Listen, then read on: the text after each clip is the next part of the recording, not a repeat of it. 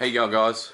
So obviously don't normally do these kind of videos on this channel, but I thought this would be quite interesting to a few people that watch this, plus realistically for myself, kind of, because I like to kind of document this, so I'll probably be filming it anyway.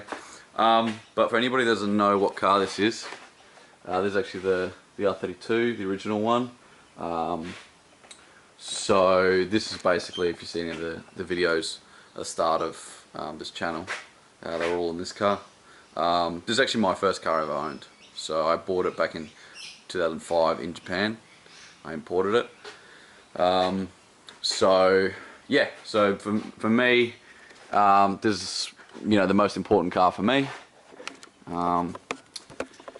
Basically the story behind it is I blew the engine up in about 2011. I could be wrong there. I think it's around about then. It's been a while.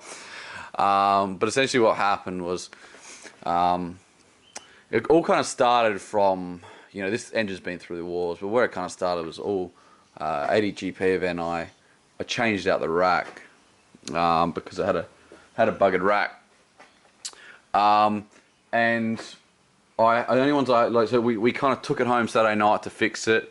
Pulled out the rack, which is obviously an R32 rack, and put back in a S13 rack, which is all I had on the shelf. So when I went to put it in, for anybody that knows, S13s run a taper, whereas the R32s run a banjo. So late night, I'm sitting there, you know, with a file, wearing it down because the banjos didn't fit side by side on the two lines that go in. It's just absolute chaos. Trying to get it in. Eventually got it in, but I never could get a good seal. So it always just dropped a little bit of power steering fluid until I was going to get around to fixing it. So for a few events, there was this, you know, little leak. When I say a few events, quite a few events. There was this little leak which I knew was there, knew existed. But what had happened was my oil sandwich plate had actually started shitting itself. Well, the seal had, and so it actually was dripping oil right where the power steering leak was. And I will say the fluid was probably, I guess, maybe darker, but I guess I just assumed it. I don't know. Look, to be fair, at that point I was pretty. I'd been having a few issues and stuff like that, just with some other stuff. So I was kind of like, I was a little bit less kind of motivated to like get under and look at the car. So I just kept driving the car, and I must have done 8 to 9, 10 track days. Didn't check the oil level, didn't do anything, just ran it. And finally went out, and funnily enough, I blew an RB30 in the tow car. Well, I didn't blow it up. I did the head gasket in it, towing it up. Ended up pulling over the side of the road, and some guy actually just pulled over, saw me on the side of the road towing this thing up, and he's like, "What's the go?" And I just said, oh, the engine's, you know, shit itself, like it was just overheating really badly. So we actually unhitched it. He put on his car and towed me to Murray Bridge to a servo where I could go from there. So absolute champion, dude. But then obviously I got to the track eventually. Got someone to come from the bend and help me get it to the track. Got it to the track, and then ended up blowing this engine. And essentially what it was is, yeah, there was no oil in it. And so, being a slow leak, I must have been driving it with you know, less than 3 litres, less than 2 litres, and eventually had about a litre of oil in there when it kind of died. And even then it was just a bit of a knock. So that's what kind of killed this, and I thought, you know, fuck it, I'll come back bigger and better. I'll do a bunch of stuff to it. You know, and I was, you know, really starting to fuck around with the steering stuff then. So I wanted to make my own cross member. Originally I started playing around with some really crazy ideas with cross members and running a JZX rack and a few other bits and pieces. So what I did was I kind of cut out a bit. I mocked up this engine just so it sat in place. So it actually sat in place without the cross member. So I made these ghetto brackets that kind of held it all in place. And then it was just actually suspended without a cross member in it. which meant I could really kind of screw around with making something. But in the end, it just kind of got a bit too hard. So I ended up putting a standard crossmember back in just to wheel it around. And I didn't have a rack, so I just got a bit of bar and welded it to some tie rods just so it could actually move around and without, you know, the wheels going separately. And that's kind of how it sat for a long time. You can see there's a lot of surface rust on it, but honestly nothing too bad. Just in a few places like that there, you know, but that's the battery tray. You know, they fuck out. Anyway, so it's all pretty much surface rust. So I'm gonna have to go through and get rid of all that, just, you know, for prevention. But besides that, I've got a bunch of ideas of how I'm gonna kind of go at it. I do want to, you know, bring it back different. Like, I mean, not totally different, but I want to do things just a little bit better. Obviously, it'll run all the Acoustal stuff for anybody that's. This is actually the first kit I ever made, which was obviously from just my car. Never coated it, but that's kind of where it started. You can see the similarities between what I run now. But I mean, this was done back in 2010, 2011 or something like that. So, you know, but yeah, so it's got some really good bits on it still, and it hasn't honestly been stripped down that far. I was actually just looking at it before, and you can see all the fuel systems still intact up here. It's even got a pump in there, which will obviously be cactus, but just needs. I'll probably put my own rear end in it, all rear knuckles and shit like that. Where this came from, heaps of red back, so I'm probably gonna die doing this video. But yeah, I'll let people know a little bit more about the specifics of, you know, engine, etc, etc. But as you can imagine, you don't expect anything like a 25 or any of that bullshit in this.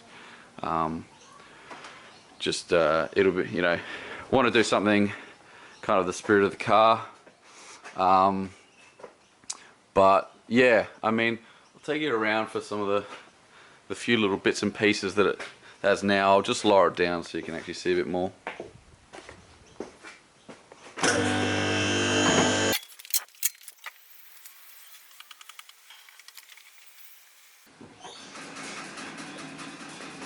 So, some of probably the more dramatic parts of the car, except for anybody that doesn't know it.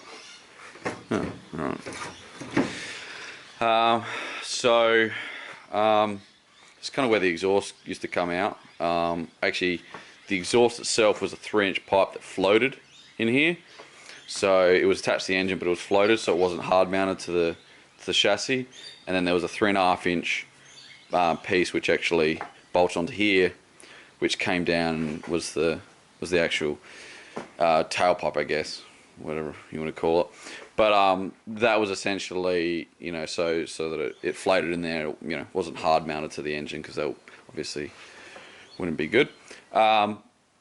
So then it had a lot of brackets and stuff like that. It had different attachments, some which went just straight out, and then to comply with stuff, it had ones which kind of went down, some which went all the way down to the back of the car because Victor required it to, and obviously a lot of other categories required it to leave past the rear door or the final door, whichever the regs states. So the most other, probably the most dramatic, you know, difference to this car over, you know, most other cars was the custom strut tower. So obviously, you know, it's a little bit, you know, more common now. But back in the day, this was kind of unheard of. So the whole rear section was cut out because I wanted, you know, a lot of caster through the top. And so basically created this whole plate. And obviously I look at it now and think it's overkill. But, you know, like I said, this is back in the early teens. So we were just overkilling it like crazy. But this plate actually removes. Pretty much kind of like how I build my stuff now. I always like to be able to change stuff.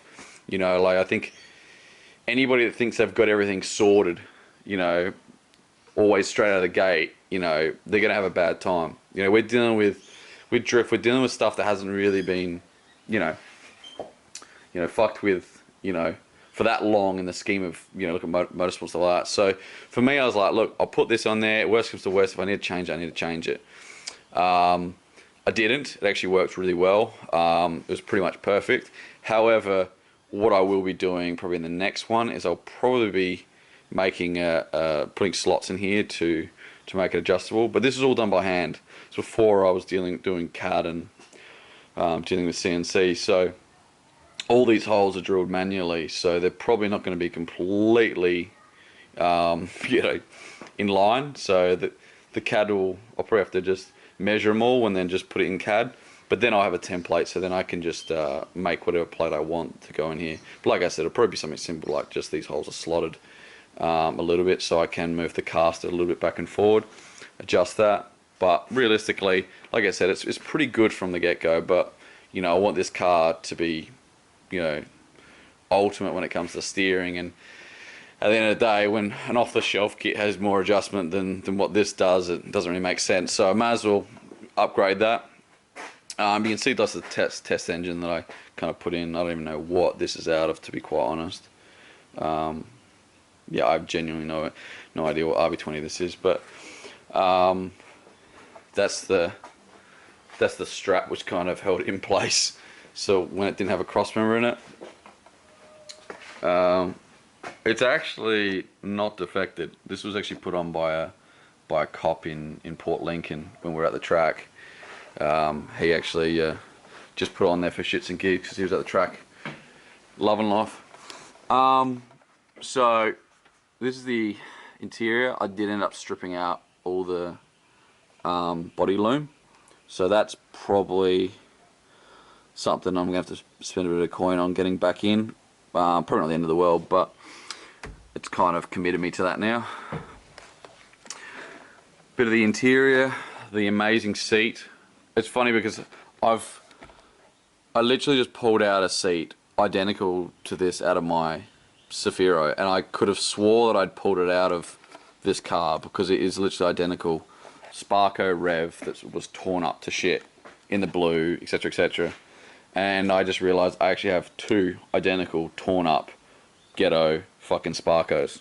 I completely forgot about that. So this is the handbrake, which for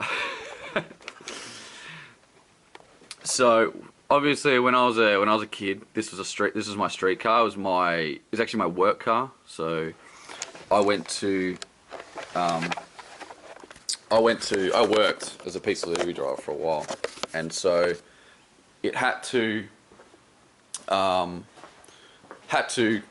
be able to go on this road, and I got defected a fair bit when I drove this car, even though it wasn't really that wild. But basically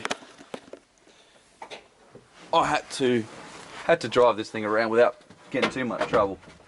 Now obviously I like the skid both on and off the track, and the handbrake kind of started shitting me. So the handbrake started kind of failing, and it wasn't horrible if I threw it hard, but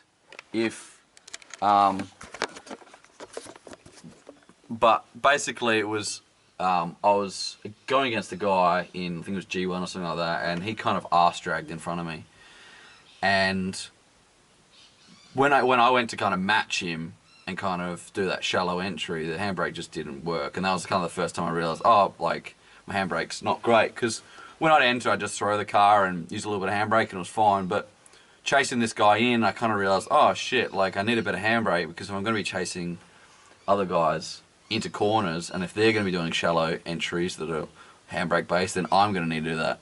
So I was like, alright, I'm going to have to upgrade my handbrake. And look, to be fair, it was getting pretty stretched, and it was getting pretty fucked out. So I kind of looked at the shoes and shit like that, and I thought, oh, fuck, they're expensive. So ended up deciding, fuck it, I'll go hydro. But, like I said, it was still a street car, still my work car.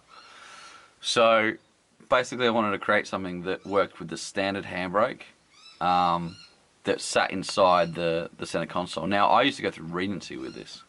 That's how kind of crazy it is. But the actual whole center console covered this up. you could open the top and get to any little adjustments and shit here. So this is all adjustable for different leverages and stuff, because obviously I was working with something that hadn't kind of been done before as far as using this little thing, and I couldn't find any ratios or leverage things, so certainly I hadn't done anything like it, so I'm like, fuck it, I'll make everything adjustable. So this all sat inside the standard center console. This didn't have the big dick on it. That was a later thing that got added once it became more track orientated. But this used to obviously have just a standard handbrake, and you wouldn't even know from the outside that it was a hydro handbrake. So I even had underneath, which I can probably show you, but I had lines which were detachable, and then a little piece that went like in the factory line.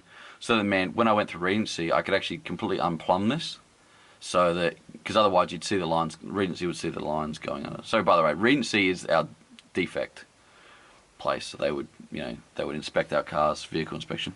So I would put that little piece in, and technically speaking, the lines have been touched, but the Regency wouldn't really care about it. They would just, you know, wouldn't look at it. But if they saw two lines leading out of the cabin, coming in and going into the factory brake lines, that would have been pretty sus. So that's the only thing I'd do, is I'd just take these lines out and put the other line in. Then I'd go through vehicle inspection. No worries, they wouldn't care. So yeah, so that's this thing. You can see it's all I probably shouldn't do that because it's probably gonna fuck something. But yeah, you can see all the little leverages. A lot of time making this work with the factory handbrake, but worked pretty well. Obviously just puts a lot of flex into the system, but you know, worked fine. Roll cage I never actually got coated.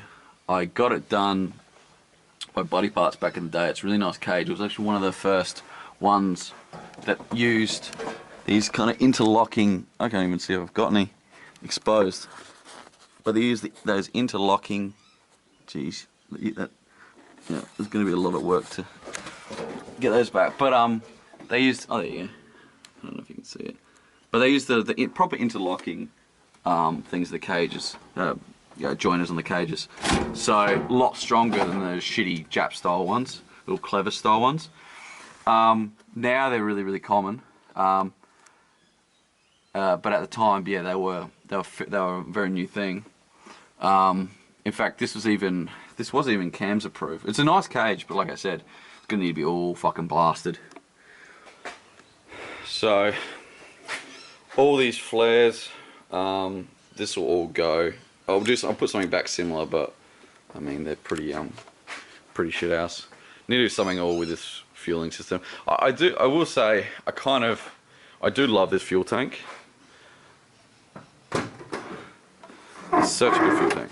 It's full of shit. I was using this as storage, obviously. So you can't see much in here, but it's a really tall fuel tank with just a pot at the bottom, which takes it all. So it's really, actually really good. So I don't think I actually fuck with this too much. Can't really see the. There we go. Helps have some light. So you can't really see much because of all this bullshit in here. But that's the old reinforcement in the back there. Bit of plywood, bit of framework, bit of RHS, and that would help me fight against the tyres at Matalar that got put there and that have recently been put back. Yeah, so there's a lot of shit which I need to redo, like, you know, what the fuck is that? But, you know, the thing is, this car was never built for, you know, with time to do everything nicely and everything like that. It was designed to work and that's it. So it'd be nice to actually spend a little bit of time to actually get it a bit more how I like, you know, to have the cars made. Shit, even that, I completely forgot about that. That was a big spacer that I made. Couldn't buy them on the market at the time, so I had to make a custom alloy spacer, or at least I couldn't find them. yeah, I don't know, but I had to make a, once again, no CNC, no mill. That's literally just drill press maybe. Putting some holes in, hoping you get them right. So yeah, I'm gonna start pretty soon by pulling all this engine out, getting a cross member sorted. So it'll probably be one of my new cross members going in. So yeah, pull all this shit out, get rid of all this junk. I'll probably get rid of all the rad support and everything like that, because I'll probably end up chucking one of the Land Cruiser radiators that I've been putting in cars in the past, because really good. So they have like a standalone mount. They don't need this, and because I'm running my crossover, it doesn't need the caster rod support. It's all kept within here. So I'll probably ditch this, create a standalone thing, and then probably just do a custom kind of radiator support, or whatever you want to call it, because it's not supporting the radiator because it's standalone, but it'll be front whatever. But yeah, I'll start on this, pull this out, and then just probably the next step is to go through and just fucking clear out all this surface rust. It's like I said, it's not too bad. It looks bad, but it's actually just still surface, so yeah, should be fine. But yeah, I'll keep putting stuff up, and yeah, we'll see how we go.